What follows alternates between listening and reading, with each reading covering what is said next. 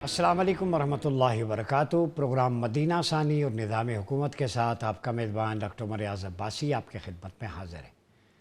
नाज़रीन, लहलहाते खेत, सरसब्ज़ व शादाब खलियान और खिलते फूल इस्लामाबाद में, पूरे पाकिस्तान में एक तो मौसम बहार है, लेकिन इस बात की अक्कासी कर रहे हैं कि सुबह नो होने को है, शबनमी कतरे अपनी बहार पुरशबाब पर हैं। ये मुजदे जांफिदा है किसी उम्मीद अमन का। ये सब्ज़ हिलाली परचम और लहलहाता सब्ज़ा इस बात की गम्माज़ी कर रहा है कि जो रोशनी पाकिस्तान ने गुंबद खज़रा के सब्ज़ रंग से कशीद की है, उस रोशनी और रूहानी ताकत और मुशाहदे से पाकिस्तान आज आलम अमन में और आलमी अक़वाम के दरमियान मीडिएटर का रोल प्ले करने जा रहा है। Chapter 49 of the Holi Quran, सूरह हुजरात, उसकी वर्स नंबर 10 है। अल्लाह रब्बुल इज़्ज़त ने फरमाया, इन्नमल मुअमिनून इख्वा फस्लिहू बैन अख़वैकुम वत्तकुल्लाह लअल्लकुम तुरहमून, कि सब अहले ईमान आपस में भाई भाई हैं, तो तुम अपने दो भाइयों के दरमियान सुलह कराओ, अल्लाह से डरो ताकि तुम पर रहम किया जाए। और सूरह आले इमरान के अंदर अल्लाह रब्बुल इज़्ज़त ने इसी अमर की तरफ इशारा किया है, वज़्कुरू निअमतल्लाहि अलैकुम इज़ कुंतुम अअदाअन फ़अल्लफ़ बैन क़ुलूबिकुम फ़अस्बहतुम बिनिअमतिही इख़वाना, कि वो वक्त याद करो कि जब तुम आपस में दुश्मन थे, इस कुंतुम अअदान फ़अल्लफ़ बैन क़ुलूबिकुम, अल्लाह ने तुम्हारे दिलों में उल्फत पैदा कर दी, फ़अस्बहतुम बिनिअमतिही इख़वाना, फिर तुम उसकी नेमत उज़्मा ज़ात मुस्तफ़ा की बदौलत भाई भाई बन गए।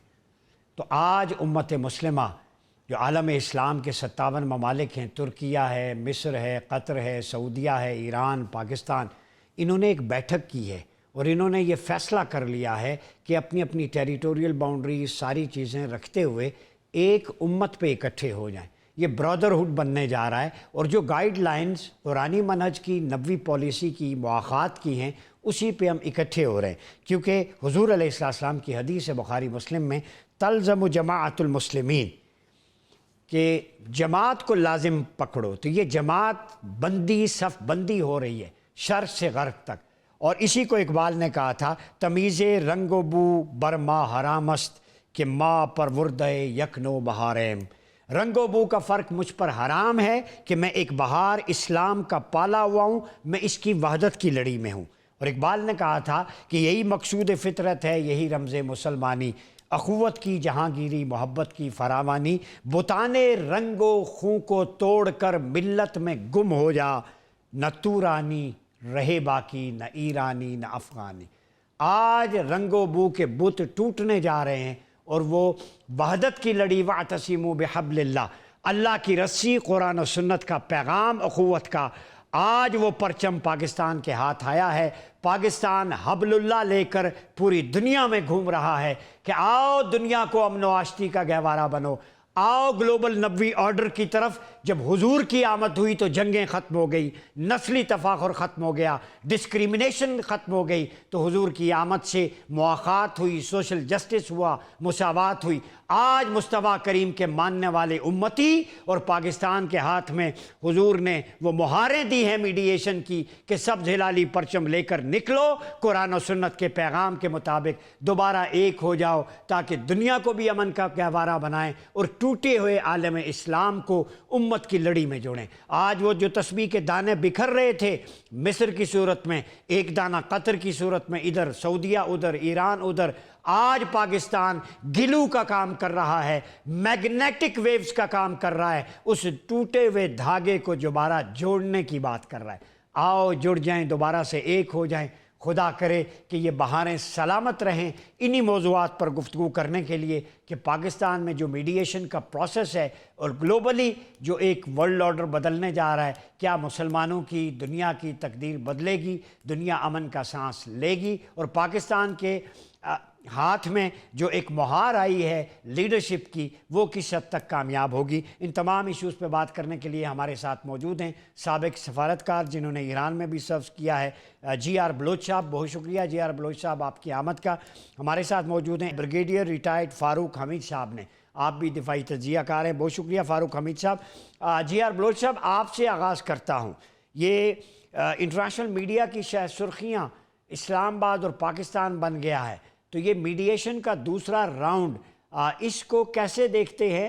ہو پائے گا اور اس کے آؤٹ کم کیا ہو سکتے ہیں؟ بسم اللہ الرحمن الرحیم، نحمد و نصلی علی رسول کریم۔ آپ کی اتنی پر ایمان اور پرسوز تعارفی کلمات کے بعد میں اس کڑی کو ہی ملاتا ہوں۔ یہ جو آج آپ دیکھ رہے ہیں امن کا مشن، یا جس کو کہا جائے کہ امن کی طرف جو شمع امن جو پاکستان لے کے چلا ہے، اس کی کڑی اگر ملانا چاہیں تو کر سکتے ہیں کہ پیغام رسول کب لایا گیا دنیا میں؟ جب کوئی آرڈر تھا ہی نہیں۔ there was a disorder, there was confusion, there was a bloodshed, there was انسان کی زندگی کی کوئی حرمت، کوئی ویلیو نہیں تھی، اور باقی تمام چیزیں ہمیں سب کو پتہ ہے۔ تو میں سمجھتا ہوں کہ آج کا دور ایسا ہی ہے۔ میں کبھی زندگی میں نہیں بھول سکوں گا کہ کس ظلم سے 164 بچیاں اسکول کی اس خطرناک جو بامبنگ ہوئی اس کا شکار ہوئی۔ یہ حیوانیت کا ایک ایپیکٹ تھا، لیکن اس لمحے میں جب اتنا ظلم کا بازار گرم تھا یہاں پہ، اور اسی طرح سے ساؤتھ لیبنان میں، دنیا خاموش تماشائی تھی۔ کون تھی وہ قوم؟ وہ جو رسول اللہ صلی اللہ علیہ وسلم کی ایمان کو ماننے والی، رسول اللہ کے پیغام کو ماننے والی، اور اس کے پیغام پہ اپنے آپ کو ایک قوم کہلانے والی۔ تو پاکستان نے ڈسپائٹ آل دا نا امیدی، تمام جو جنگ کے گھمسان جو ہوتا ہے یا اس کا جو ہیز ہوتا ہے، ایک ڈسپیریشن تھا دنیا میں کہ اب دنیا تھرڈ ورلڈ وار کے دھانے پہ کھڑی ہے، اور آلموسٹ کھڑی ہو چکی تھی اکنامکلی، کہ مڈل ایسٹ سے لے کے ایشیا، افریقہ، وہاں تک بے روزگاری پھیل گئی، مہنگائی ہو گئی، اور اس دنیا کا چرخہ بند ہو گیا چلنا۔ اور مزید اگر اور 40 دن چلتا تو سمجھ لیجئے وہ ریسیشن آتا جو دنیا نے 1932 میں دیکھا، جہاں پہ جو ہے انسان بھوکے مرنا شروع ہو گئے ان سو کالڈ سیولائزڈ ورلڈ کے اندر۔ اب یہ کہنے کے بعد میں ڈسکرائب کروں گا کہ یہ ڈپلومیسی ہو کیا رہی ہے۔ It is just not the visits, یہ ایک ڈپلومیسی ان موشن ہے، جس میں آپ تمام جو پارٹیز ہیں ان کے سامنے ایز اے ریلائبل میڈیٹر ہو کے آپ ابھرے ہیں وہ میڈیٹر جس کے کہنے میں اور کرنے میں کوئی تضاد نہیں ہے۔ یہ چھوٹی سی بات میں اپنے تجربے کے مطابق بتا سکوں کہ سب سے سینسٹیو کام میڈیشن میں یہی ہوتا ہے کہ آپ کو جب اے پارٹی سے جو میسج ملتا ہے وہ اپنی ایمانداری سے بی تک پہنچائیں اور بی کا واپس اے کو پہنچائیں جی، اور یہی چیز آپ کو کریڈیبل کرتی ہے، یہی آپ کو جو ہے وہ با اعتبار کرتی ہے۔ دیٹ از وائی اب واشنگٹن اور تہران اور بہت سارے کیپٹل جو خاموشی سے پیچھے کھڑے ہیں، وہ کیوں کہہ رہے ہیں کہ اسلام آباد جانا ہے؟ کیونکہ اسلام آباد کی آواز کریڈیبل ہے، اسلام آباد کی آواز جو ہے وہ قابل اعتماد ہے۔ پھر ایک اور لیئر میں ایڈ کرتا چلوں کہ یہ صرف پیغام رسانی نہیں ہوتی، ان پیغاموں کو پھر آپ نے انٹرپریٹ کرنا ہوتا ہے، اور جو منسٹری آف فارن افیئرس کی مشینری ہے وہ اس کو انالائز کرتی ہے، پرکھتی ہے، پھر اپنے لیڈرشپ کو اپنی طریقے سے سیناریوز بتاتی ہے، اور پھر ڈیفرنٹ آپشنز ان پارٹیز کے لیے اور ہمارے لیے پاکستان کے لیے کیا بیسٹ ہے، اور پھر نیکسٹ موو کیا ہوگی۔ یہ بالکل شطرنج کی بساط کی طرح سے ہوتا ہے۔ جنگ is not a small thing, اس میں بہت بڑے بڑے فیصلے ہوتے ہیں، صرف فائر اینڈ اسٹاپ فائر نہیں ہوتا۔ سمجھانے کی بات اور سمجھنے کی بات یہ ہے، اس میں بہت سوفسٹیکیٹڈ پیش جو ہے وہ پیش بینی کرنی پڑتی ہے، پلاننگ کرنی پڑتی ہے، اور پھر آپ کو ایک اسٹریٹجک ڈیسیژن میکنگ کرنی پڑتی ہے کہ اس وقت کس کے پاس جانا ہے، کس سے بات کرنی ہے۔ میں آتا ہوں آپ کی طرف، ٹائمنگز ہوتی ہیں، دیٹ از ویری امپورٹنٹ۔ جی very important. Brigadier retired Farooq Hameed صاحب کیسے دیکھتے ہیں؟ ڈونلڈ ٹرمپ بھی کہتے ہیں کہ اگر کوئی پازیٹیو وے میں کوئی ایسا سلسلہ ہوا تو میں بھی پاکستان آؤں گا، اور بڑے اچھے جیسچرز ہیں ورلڈ لیڈرز کے، اور اسی وجہ سے ہندوستان میں ایک ہلچل اور سراسیمگی اور یاس و قنوطیت کے بادل چھائے ہوئے ہیں. تو پاکستان کی بنیاد و مرسوس کے بعد یہ دوسری سفارتی کامیابی اور اسٹیج سجنے کو ہے. اتنا بڑا اعتماد، مسلمان ممالک کے درمیان رابطہ کاری کا مثبت حوصلہ افزا اقدام، فیلڈ مارشل بھی گئے ہیں، پولیٹیکل لیڈرشپ بھی جا رہی ہے. تو اس سارے سنیریو کو آپ کیسے دیکھتے ہیں؟ بسم اللہ الرحمن الرحیم. بہت شکریہ. دیکھیں پچھلے 3 سال سے تو میں سمجھتا ہوں تمام مسلم کنٹریز میجورٹی کی میں بات کر رہا ہوں، جب غزہ میں بربریت ہوئی، نسل کشی ہوئی اور آج بھی جاری ہے، اور اسی طرح لیبنان میں کیا ہوا، سیریا میں کیا ہوا، اور پھر 2 دفعہ کیسے ایران کو ٹارگٹ کیا گیا اسرائیل اور امریکہ نے مل کے، اور وہاں پہ بھی آپ دیکھیں کتنی خون ریزی کی گئی ایران میں. تو اس صورتحال میں جب کہ لوگوں کو ایکسپیکٹیشن تھی کہ مسلم امہ OIC یہ اکٹھے ہوں گے، یہ مسلمانوں کی حق کی آواز بنیں گے، یہ فلسطینیوں کے حق کے لیے کچھ نہ کچھ آن گراؤنڈ کارروائی کریں گے، ان تمام چیزوں خون ریزی سے ان کو نجات دلائیں گے. تو کسی نے کوئی اتنا اپنا قابل ورتھ مینشننگ کوئی ایسا کام نہیں کیا. تو لہذا پھر کیا ہوا، یہ پاکستان کی سول ملٹری لیڈرشپ کے دلوں میں، دماغوں یہ بات آئی، اور میرا خیال انہوں نے مسلم امہ کی ترجمانی کرتے ہوئے اور مسلمانوں کو مزید تباہی سے بچانے کے لیے میرا خیال ہے کہ ایک بہت بڑا یہ ذمہ داری جو ہے اس کو قبول کی، اور بڑی ایمانداری کے ساتھ اور سنسیریٹی کے ساتھ وہ اس کو نبھا رہے ہیں کتنے عرصے سے، اپنی ذات کے لیے نہیں. مقصد یہ ہے کہ کسی طرح مزید خون ریزی سے مسلمانوں کو، اپنے ایرانی بھائیوں کو بچایا جائے، اور اسی طرح غزہ کے لوگوں کے لیے، تو لبنان کے لوگوں کے. تو ایک بہت ہی مثبت یہ انیشیٹو ہے. مجھے یاد نہیں ہے کہ اس لیول کا انیشیٹو کبھی پاکستان کی کسی لیڈرشپ نے پہلے لیا ہو. یس، دوحہ اکارڈ ہوئے تھے امریکہ اور طالبان کے درمیان 5 سال پہلے. اس وقت بھی پاکستان کی ملٹری اسٹیبلشمنٹ میں بڑا رول پلے کیا تھا کہ کیسے ان کے مذاکرات کامیاب ہو جائیں. راؤنڈز پہ راؤنڈز ہوئے تھے دوحہ میں، اور کسی طرح امریکی US نیٹو فورسز جو 20 سال سے افغانستان میں بیٹھی تھیں، یہ کسی طرح ان کے انخلاء یہ نکل جائیں یہاں سے، تاکہ اس علاقے میں سیکیورٹی اسٹیبلٹی ہو. بعد میں کیا ہوا ہے وہ ایک علیحدہ سبجیکٹ ہے. لیکن میں کہنا یہ چاہ رہا ہوں کہ یہی وجہ ہے کہ تمام مسلمان ممالک نے اس انیشیٹو کو سپورٹ کیا ہے، کیونکہ پاکستان میں دیکھیں آپ جو بھی کہیں، ہماری اکنامک پرابلمز، ہماری معیشت کے مسائل، گورننس کے مسائل، لیکن ہماری بیوروکریسی، ہمارا فارن آفس، ہماری political leadership at that level, اور پھر ملٹری لیڈرشپ اور ہماری جو سیکورٹی ایجنسیز ہیں، دیکھیں ان کا جو ایک لیول آف ٹریننگ اور انڈرسٹینڈنگ ہے وہ بہت مختلف ہے، بہت بہتر ہے کئی گنا as compare to other Islamic country. تبھی اسلامک کنٹریز ہماری طرف دیکھتی ہیں کہ بھائی ٹریننگ لینی ہے PMA میں تو فوج میں پاکستان میں جاؤ، ایئر فورس میں ہے تو PF اکیڈمی میں جاؤ، اپنی فارن سروس اکیڈمی میں جاؤ، وغیرہ وغیرہ، پاکستان میں ٹریننگ حاصل کرو. Crisis management at the regional level, crisis management at the global level میں سمجھتا ہوں پاکستان کی لیڈرشپ کی اپنی ایک مہارت ہے. اسی چیز کو اس مرتبہ ہم آن گراؤنڈ ہوتے دیکھ رہے ہیں. اور ٹرمپ نے بھی بھانپ لیا کہ بھائی اگر کوئی اس کو امریکہ کو فیس سیونگ دلا سکتا ہے اس کرائسس میں، تو وہ بھی ایک ہی ملک ہے، اور وہ ہے پاکستان کی سول اور ملٹری لیڈرشپ، جس میں اس نے دیکھا کہ یہ لوگ ہیں جو کہ اس وقت ایک معاملے کو ایک خوش اسلوبی سے اس کا حل نکال سکتے ہیں. ٹھیک ہے، میں آتا ہوں آپ کی طرف. ایئر وائس مارشل ریٹائرڈ اعجاز ملک صاحب ہمارے ساتھ موجود ہیں. اعجاز ملک صاحب یہ بتائیں کہ field marshal chief of defence forces بھی ہیں، وہ یونیفارم میں گئے تہران، اور پھر ایک وار زون ہے اس وقت وہاں پہ، تو وہاں ان کا جانا یہ ایک بڑا بولڈ سٹیپ تھا، بریو سٹیپ تھا.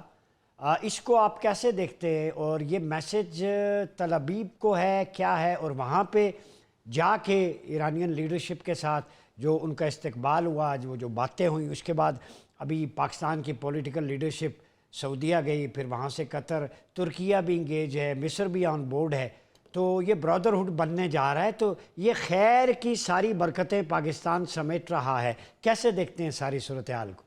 جی یقیناً اس پہ ہمیں بڑا فخر ہونا چاہیے، اپنے ملک پہ، اپنے ملک کے پوٹینشلز پہ، اور سب سے بڑھ کے ہمیں اپنی لیڈرشپ، جس میں خاص طور پر فیلڈ مارشل صاحب کا ذکر کروں گا کہ ان کی اپنی انوالومنٹ، ان کی اپنی کمٹمنٹ ٹو دی کاز، وہ بڑی امپورٹنٹ ہے. آپ نے ذکر کیا کہ ایران وہ چلے گئے. آپ یہ دیکھیں کہ اٹ از انپریسیڈنٹڈ. وار کے دنوں میں اگر آپ کو بھی ضرورت ہو تو آپ اپنے کسی منسٹریل لیول کے لوگوں کو بھجواتے ہیں، ان کے تھرو میسیجنگ کرتے ہیں. وار زون میں ٹاپ لیڈرشپ کا جانا، یہ آپ نے شاید اپنے صحافتی کیریئر میں شاید سنا نہ ہو، دیکھا نہ ہو. اس کی وجہ یہ ہے کہ اس کے ساتھ بڑے رسک اٹیچڈ ہیں. لیکن ہمارے فیلڈ مارشل صاحب نے اس چیلنج کو والنٹیئر کیا خود، اور پھر وہ ان کو وہاں پہ جو پذیرائی ملی. آپ کو یاد ہوگا کہ پچھلے دنوں جب پہلے راؤنڈ کے لیے دونوں وفود پاکستان آئے تو اس میں میڈیا میں اس وقت بھی یہ باتیں ہو رہی تھی کہ جی ایرانین لیڈرشپ کو فیلڈ مارشل صاحب یونیفارم میں ملے، جبکہ امریکن کنٹینجنٹ کو وہ جو ہے سوٹ میں ملے. تو اس سے کیا میسیجنگ ہو رہی تھی؟ یہ بڑا موضوع بحث رہا. ابھی وہی چیز چل رہی تھی تو وہ ایک اور ماسٹر سٹروک کھیلا انہوں نے کہ وہ وار زون میں خود چلے گئے. یعنی جو سب سے رسکی اور سب سے ٹرکی جگہ ہے وہاں پہ وہ خود گئے، اور دوسرے ممالک میں انہوں نے وہاں پہ پرائم منسٹر صاحب گئے. تو اس سے ایک تو یہ ہے کہ یہ ان کی پرسنل جو ہے قد کاٹ، میں سمجھتا ہوں اس کے مطابق انہوں نے ایک بڑا کام کیا، وچ از آبویسلی وہ جب بھی اس چیز کو لوگ دیکھیں گے، اس کے بارے میں بات کریں گے تو ایوری بڈی، جیسے پریزیڈنٹ ٹرمپ بارہا کہتے ہیں، تو وہ ان کا اپنا ایک پرسنل جو ریجنل بلکہ گلوبل سٹیچر ہے اس میں مزید اضافہ ہوا ہے. اور دوسری بات یہ ہے کہ پاکستان کے تشخص میں، کیونکہ آج ہم جس ڈپلومیسی کی بات کر رہے ہیں یہ وہ کلاسک سفارتکاری نہیں ہے جو فارن آفس کیا کرتے ہیں. یہ وہ سفارتکاری ہے جو سیکیورٹی سینٹرک انوائرمنٹ میں ہو رہی ہے، اور اس میں پاکستان نے جو مقام حاصل کیا ہے اس کے پیچھے وہ فارن آفس والا جو ہے نا اینگل، یا فارن آفس کی تربیت یا ان کا مینڈیٹ ہونے کے بجائے اس میں وہ ہماری ملٹری فتح تھی پچھلے سال مئی میں، جس کے بعد ہمارے فیلڈ مارشل نے اور پرائم منسٹر نے دنیا کے کئی کیپٹلز کو وزٹ کیا، پاکستان کا موقف جا کے جو ہے ان کی سینئر لیڈرشپ کو بتایا، اور اس کے نتیجے میں ہم نے اچیو کیا کیا کہ وہ بھارت جو جنگ سے پہلے پاکستان کو آئسولیٹ کرنے کے خواب دیکھ رہا تھا، دعوے کر رہا تھا، آج وہ بھارت جو ہے وہ دنیا میں کہیں نظر نہیں آ رہا. اس کے پڑوس میں پوری دنیا کا سیکیورٹی اور ڈپلومیٹک ایپی سینٹر بن گیا ہے، وہ مرکز بن گیا ہے، سینٹر آف گریوٹی بن گیا ہے اسلام آباد پورے گلوب کا. اور بھارت جو ہے نا وہ منتیں کر رہا ہے کہ جی ہمیں بھی کوئی رول دیں، ہم بھی کچھ کر لیں، تاکہ کسی ملک، کسی بڑے چینل پہ، کسی بڑے میڈیا ہاؤس میں کوئی بھارت کا بھی نام لے لے، وہ لیکن ان کو کوئی سنتا نہیں.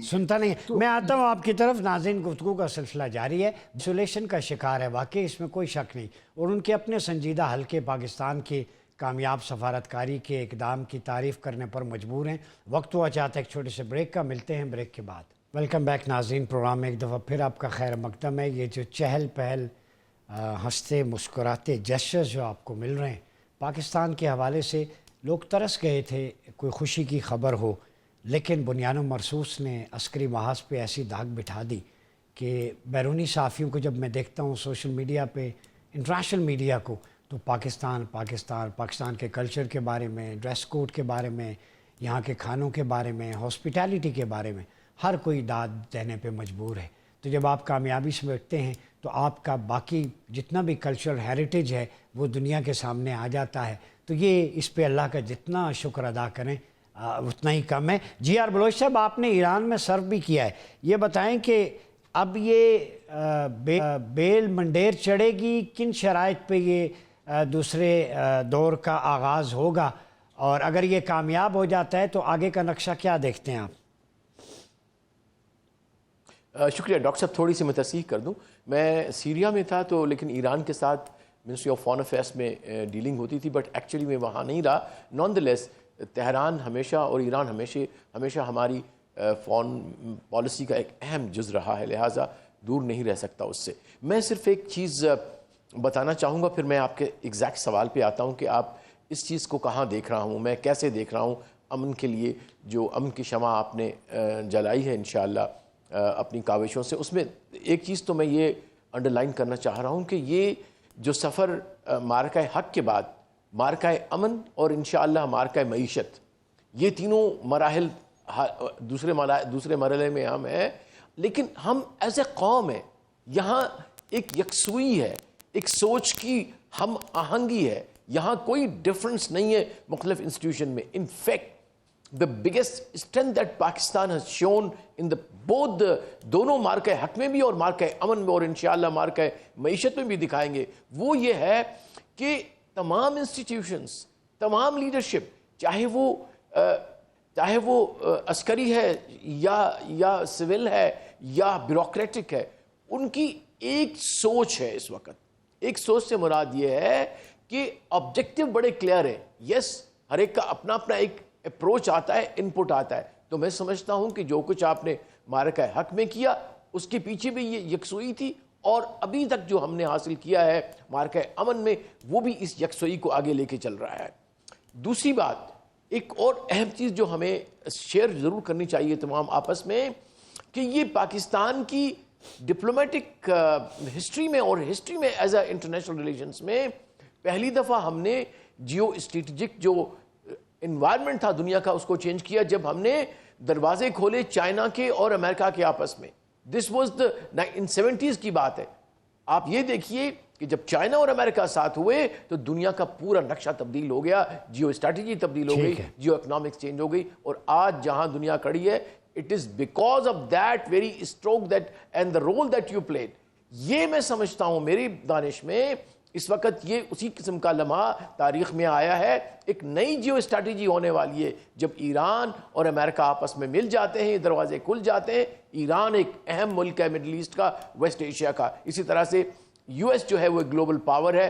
اگر یہ آپس میں مل جاتے ہیں اور ایک نیا آرکیٹیکچر سیکورٹی کا مڈل ایسٹ میں آتا ہے جس میں تمام کنٹریز، اور جو آپ نے بھی اشارہ کیا اور میرا بھی یہی خواب ہے کہ ایک گریٹر مڈل ایسٹ ڈیولپ ہو جس میں پاکستان، ایجپٹ، ایران، ترکی، سعودی عرب اور why not central Asian states, ان تمام کو دیکھیے۔ تاریخ کے تو آپ ماشاءاللہ اتنے جانتے ہیں ان کو کہ تاریخ میں یہ ہوا ہے، یہ greater middle east has existed right from Abbasids to the Ottomans. تو کیا نہیں کریٹ کر سکتے؟ کیا نیتنیاہو چاہے گا نہیں ختم ہوں گے، لیکن کیا نیتنیاہو چاہے گا گریٹر یہی تو میں عرض کر رہا ہوں کہ انشاءاللہ گریٹر اسرائیل تباہ و برباد ہو گیا، ہو چکا۔ ایران نے اس کو سمندر میں اسٹریٹ اس کے اندر ہرموز میں ڈبو دیا اس خواب کو۔ اب اگر کوئی خواب سچ ہوگا انشاءاللہ تو وہ گریٹر مڈل ایسٹ کا ہوگا، بڑی امت کا ہوگا انشاءاللہ، اور اقبال کے اس خواب کا ہوگا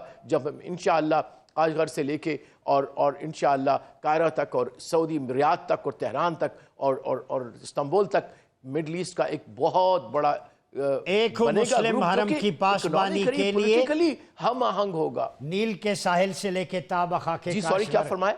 ہاں اقبال نے بھی یہی کہا تھا، تو بالکل آپ کا پوائنٹ آ گیا۔ میں ایگزیکٹلی وہی میں عرض کر رہا ہوں، یہ خواب اب صرف خیال خواب نہیں ہے، یہ ہونے چلا ہے، اور انشاءاللہ ماشاءاللہ پاکستان نے اس کا صحرا اپنے سر لیا ہے، اس کو اسٹارٹ کر دیا ہے، اور یقین کیجئے میں یہ سمجھ رہا ہوں، حالانکہ میں قریب نہیں بھی ہوں ان کے ڈیسیجن میکنگ کے، لیکن ان کے پیچھے بیسیکلی روحانی جو موٹیویشن ہے، جو انٹلیکچوئل موٹیویشن ہے، یہ وہ خواب ہے، یہ وہ خواب ہے، یہ وہ تو خواب ہے. بالکل میں آتا ہوں انشاءاللہ پاکستان کی پاکستان امہ کا جو ہے وہ ایک جوڑنے والا مواخات کا ہیڈ کوارٹر بنے گا.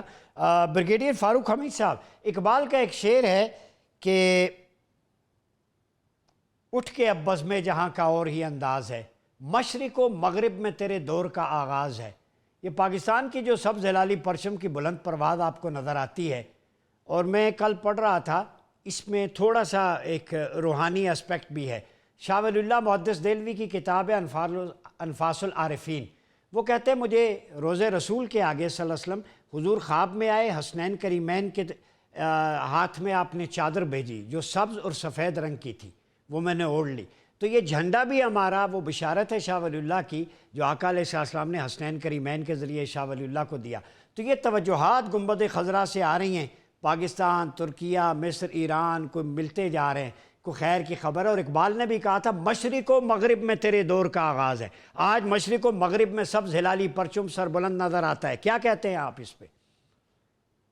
دیکھیں اس میں تو کوئی شک نہیں ہے کہ میں سمجھتا ہوں کہ ہماری جو لیڈرشپ ہے، ملٹری لیڈرشپ اور of course the political leadership, یہ اسپیشلی دا ملٹری لیڈرشپ، ان کا ایک اسپرچول وہ نظر آ رہا ہے، اسپرچول انفلوئنس بھی نظر آ رہا ہے کہ یہ پھر میں نے وہی جس سے پہلے میں نے بات کی کہ مسلم امہ کے لیے یہ لیڈرشپ ہماری باہر نکلی ہے، اور مسلم امہ کی یونٹی کے لیے. دیکھیں آپ نے بھی بات کی ہے یہ ترکیہ کی اور ایجپٹ کی، سعودی عربیہ، ایران کی. کل ہی ترکیہ نے کہا کہ ہم چاہتے ہیں کہ ایک سیکیورٹی پلیٹ فارم بنے جس پہ ایجپٹ، سعودی عربیہ وہ بھی شامل ہوں. اب آپ نوٹ کریں کہ اللہ کی شان ہے کہ یہی ترکیہ، ایجپٹ اور سعودی عربیہ، ان کے جو ٹاپ لیڈرز تھے فارن منسٹر لیول پہ، یہ آئے تھے اسلام آباد آج سے چند دن پہلے. اور یہ جب سے ڈیلیگیشن کے آنے سے پہلے جو یہاں پیس ٹاکس ہوئے امریکن اور ایران کے درمیان، تو اب اگر ایک سیکیورٹی پلیٹ فارم بن جاتا ہے اور اس ساتھ ایران بھی شامل ہو جاتا ہے، اور ہو سکتا ہے بعد میں قطر اور ایک دو اور چھوٹے ممالک ہیں وہ بھی شامل ہو جائیں، تو کتنی زبردست ڈیولپمنٹ ہے for the security of the golf اور مسلم امہ کی. اور دوسری بات یہ کہ یہ بالکل صحیح ہے، ایک اسرائیل کو ایک کلیئر میسج ہے کہ جناب انف از انف، آپ نے بہت کر دیا مسلمانوں کے ساتھ، اب ہم آپ کو مزید کچھ ایسا کام نہیں کرنے دیں گے. سو یہ سب کچھ میں سمجھتا ہوں یہ اللہ تعالیٰ کی شان ہے، اللہ کی شان ہے. بالکل یہ قدرت کا ایک عمل ہے، یہ قدرت کا ایک عمل ہے جو ہم اپنے سامنے دیکھ رہے ہیں. اور بے شک کچھ لوگ اس کو نہ سمجھے، لیکن میں سمجھ رہا ہوں کہ it is much more than ordinary diplomacy, it is much more than ordinary سفارت کاری. ٹھیک ہے نا جی. اور میں آپ کو ایک بات بتا دوں کہ ایک زمانے میں لائٹوں میں کہتا ہوں کہ ہوتا تھا چلو چلو دبئی چلو. آج پوری دنیا میں کیا جملہ چل رہا ہے؟ چلو چلو اسلام آباد چلو، چلو چلو اسلام آباد چلو. مائی پوائنٹ از دس، پوری دنیا کا فوکس اللہ تعالیٰ نے پاکستان پہ اور اسلام آباد کو بنا دیا. بالکل صحیح ہے. ایئر وائس مارشل اعجاز ملک صاحب، چونکہ آج مجھے مفکر پاکستان علامہ اقبال بڑے یاد آ رہے ہیں. انہوں نے کہا تھا اٹھ دیکھ زمیں دیکھ، فلک دیکھ، فضا دیکھ، مشرق سے ابھرتے ہوئے سورج کو ذرا دیکھ. آج وہ سورج مشرق سے اور اسلام آباد سے، سرینا کے اوپر سے بلند دکھ. تو کیا کہتے ہیں یہ ساری توجہات، کامیابیاں کیا میسج دیں گے، کیا فیلنگز ہیں آپ کی؟ کہ جیسے فاروق حمید صاحب نے کہا کہ چلو چلو اسلام آباد چلو، کتنا خوش آئند ہے یہ اقدام؟ جی یقیناً اس کو تو ہم اگر دنیاوی اعتبار سے بھی دیکھیں یا جس پرسپیکٹو میں آپ نے ہائی لائٹ کیا اسپریچول ڈومین میں، تو یقیناً پاکستان میں وہ سارے انگریڈینٹ موجود ہیں جو پاکستان کو ایک اسلام کا مضبوط قلعہ بنانے میں جو ہے وہ معاونت کرتے ہیں. لیکن صرف پوٹینشل ہونا ہی کافی نہیں ہے، اس کے ساتھ ساتھ جو ایفرٹ کرنے کی بات ہے. دیکھیے پوٹینشل تو اگر آپ دیکھیں تو مسلم امہ کے جو ممالک ہیں ان میں سے بہت سارے ممالک کے پاس تیل کی دولت کی وجہ سے یا دوسرے جو ان کی اکنامک ڈیولپمنٹس ہوئی ہیں اس کی بنیاد پہ ان کا بڑا ایک سٹیٹس ہے، لیکن سم ہاؤ وہ اس سٹیٹس کو او آئی سی کے پلیٹ فارم سے یا اما کے پلیٹ فارم سے اس کو وہ ایزرٹ نہیں کر سکے۔ اس سے پہلے بھی 70s میں جب مسلم امہ کو اکٹھا کیا جا رہا تھا اور یہ ان کو اس چیز کی طرف جو ہے گیلونائز کیا جا رہا تھا کہ آپ پین عربیہ کے اس سے نکلیں اور آپ پین اسلامزم کی بات اسلامزم کریں۔ کی بات کریں۔ بہت شکریہ ایئر وائس مارشل اعجاز احمد صاحب، بریگیڈیئر فاروق حمید صاحب، جی آر بلوچ صاحب۔ ناظرین، گفتگو کا سری ہے، یہاں وقت ہوا چاہتا ہے ایک چھوٹے سے بریک کا۔ بریک سے واپس آئیں گے تو سینئر صحافی واشنگٹن سے ہمیں جوائن کریں گے، ان سے اپڈیٹ لیں گے کہ موجودہ صورتحال کے حوالے سے واشنگٹن میں کیا ہلچل جاری ہے۔ ملتے ہیں ایک بریک کے بعد۔ ویلکم بیک ناظرین، پروگرام میں ایک دفعہ پھر آپ کا خیر مقدم ہے۔ بات ہو رہی ہے امن کی، بازگشت کی، گونج کی، اور اسلام آباد اس کا مرکز دکھائی دے رہا ہے۔ ساری صورتحال پر بات کرنے کے لیے کہ امریکہ میں اس وقت کیا ہو رہا ہے، وہاں کے حلقے کیا سوچ رہے ہیں پاکستان کو لے کے، میڈیشن کو لے کے، ان سارے ایشوز پہ بات کرنے کے لیے ہمارے ساتھ موجود ہیں واشنگٹن سے سینئر صحافی انور اقبال صاحب۔ انور صاحب، بہت شکریہ آپ کا۔ یہ بتائیں واشنگٹن میں اس وقت کیا چل رہا ہے، میڈیا میں، ڈپلومیٹک حلقوں میں، وہاں کے پالیسی میکنگ اداروں میں، ان میڈیشنز کو لے کے، اور آپ فیوچر کیا دیکھتے ہیں؟ سب سے پہلے تو آپ کا شکریہ۔ بات یہ ہے کہ اس وقت تو مطلب میں پاکستان کے اینگل سے بات شروع کرتا ہوں۔ جی ایک طویل عرصے سے یہاں مقیم ہوں اور ظاہر صرف جرنلزم بھی کرتا رہا ہوں سارے عرصے میں، اور کبھی میں نے 25-26 سال میں اس طرح پاکستان کے پازیٹیو انداز میں یو ایس میڈیا میں کوریج نہیں دیکھی۔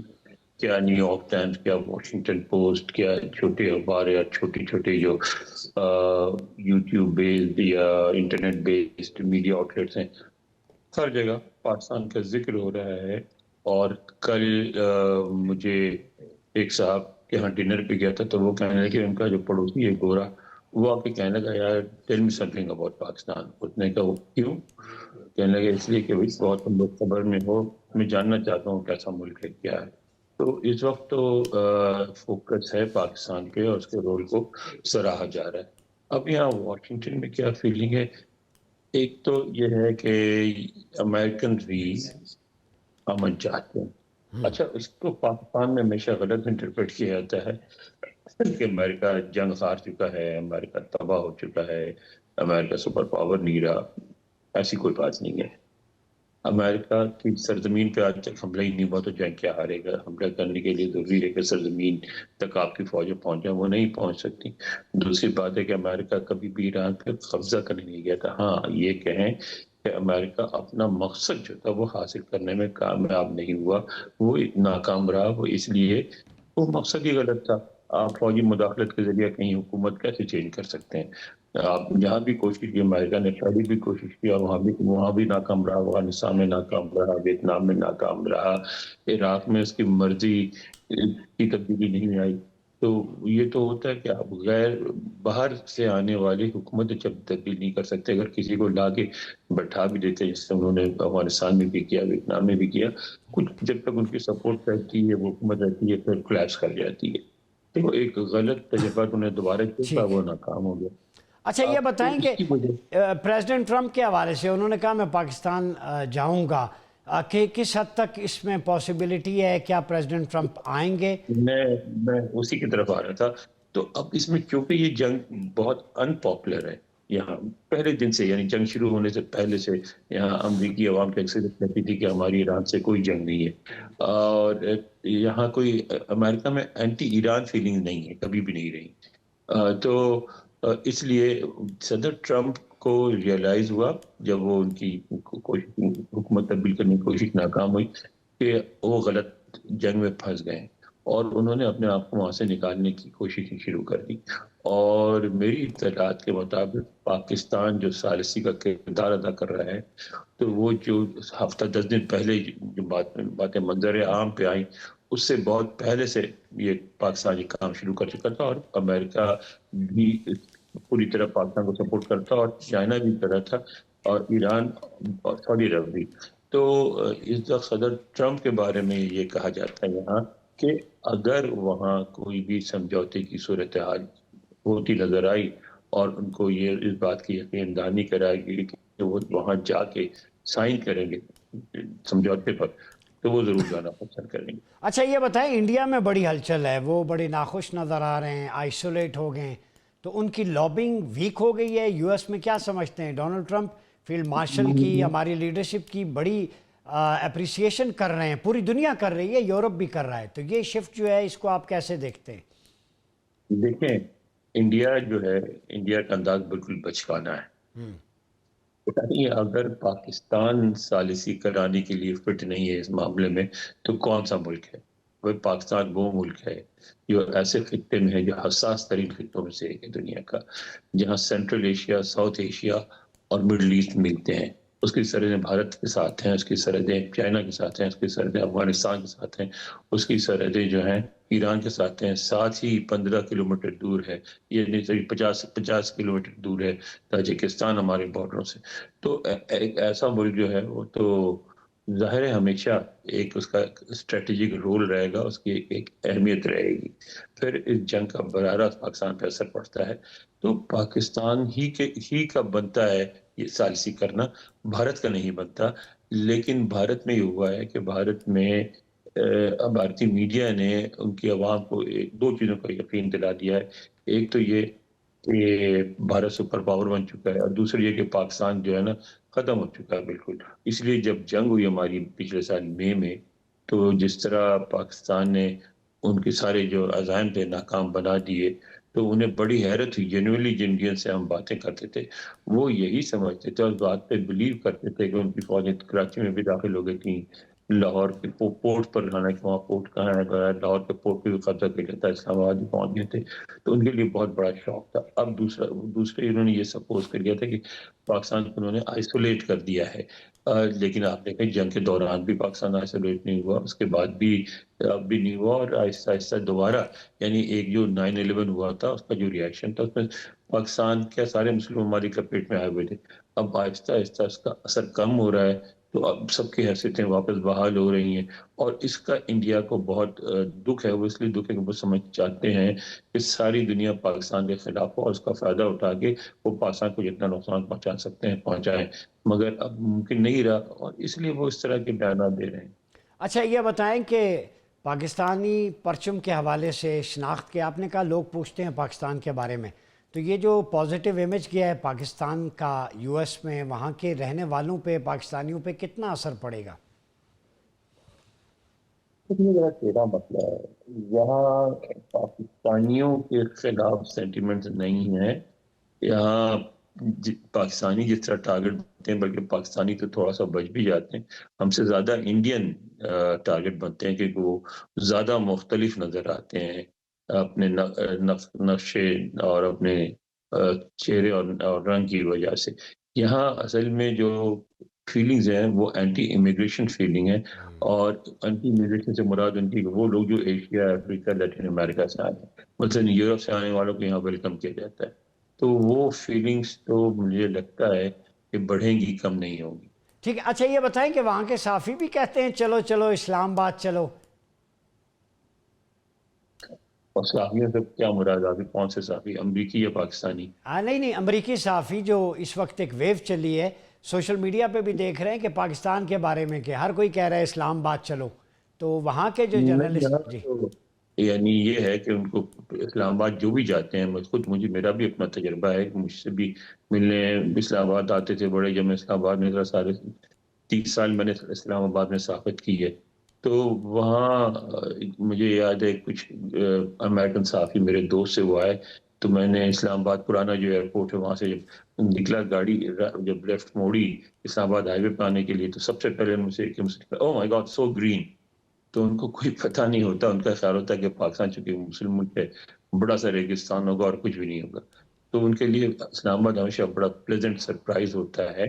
और हमारे पास फिर जब जाते हैं नॉर्दर्न एरियाज वगैरह तो बहुत ही ज़्यादा हैरान हो जाते हैं।